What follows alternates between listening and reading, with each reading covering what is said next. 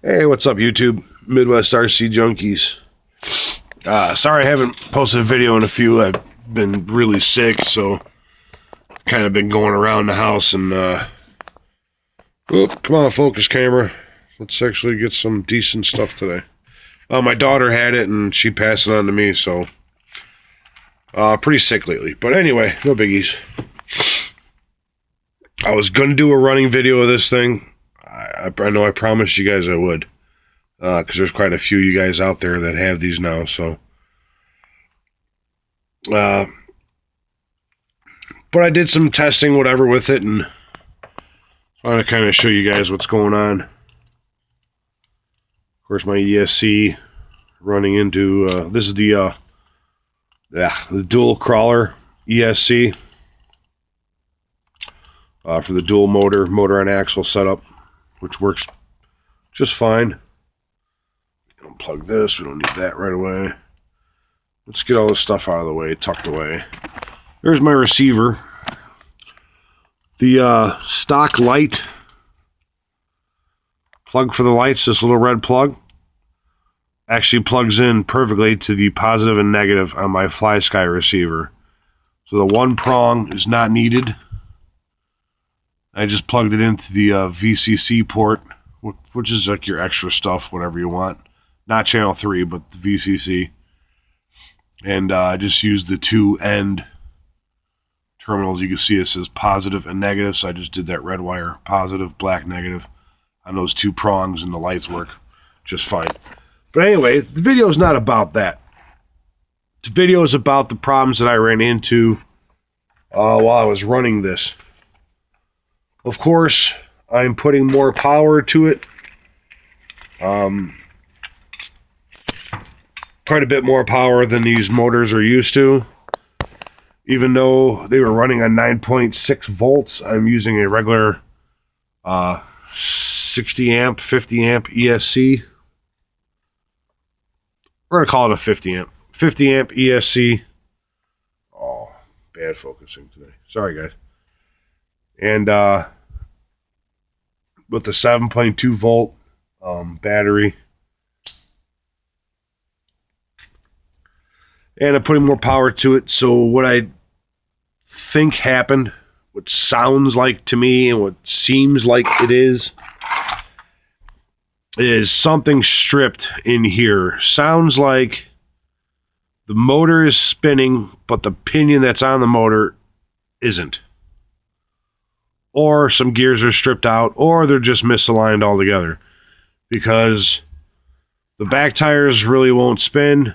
I know I thought it was maybe the tires weren't glued to the wheels, which they aren't yet, because I'm not sure if I'm keeping these. I'm probably not going to. These are a little too hard for my taste. But I'm thinking that the shaft is spinning inside the pinion. So what I'm going to do is I'm going to crack this rear end wide open, and we're going to see what's in there, because even if you're not running a setup like I am with like a hobby grade type electronics and stuff in this thing, I think over time this is probably going to happen to you anyway. So getting in there and looking at it is probably going to be a really good idea. Plus I still got to make some modifications. Here's the cab I'm going to keep, but I'm basically just going to cut this thing apart quite a bit so I can stuff a bigger battery in there. I'm going to kind of chop this section out or see how much room I have. Maybe I can just cut this back panel off and I can shove a battery underneath there. We're going to find out. We're going to see what we got. So let's go ahead and crack this rear end open and see what's in there. See what this motor and gear setup looks like, all right? So we'll kind of catch up when I do that. All right, guys. So I didn't get that far yet, but 6 screws and this thing was out. Well, I took the 2 wheels off just to make life easier. Undid my screws for the shocks. Undid the 2 screws for the links. And the other 2 screws for the top links. It appears I am leaking some sort of fluid. There's some sort of fluid in here. It's wet looking, so I'm not sure what's going on, but it looks like 1, 2, 3, 4, 5, 6, 7, 8, 9 screws, and this thing should come off in 2 pieces. So, all right, let's do that now, and then we'll get a look inside. All right, guys, here's what we got. Here's our motor.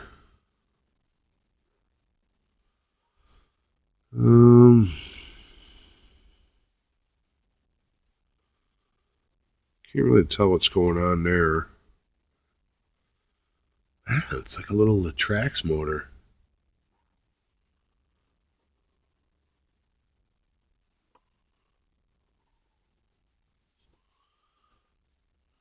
Okay. Here's the gears.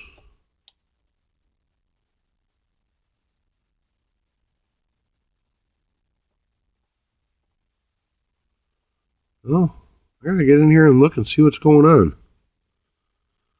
This all seems to be working.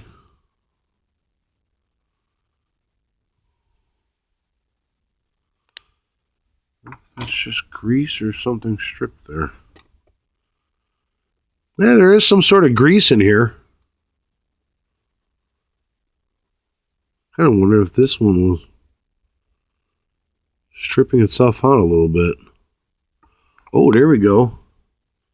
There's a crack. There's a crack, like this axle is going to be spinning around in there.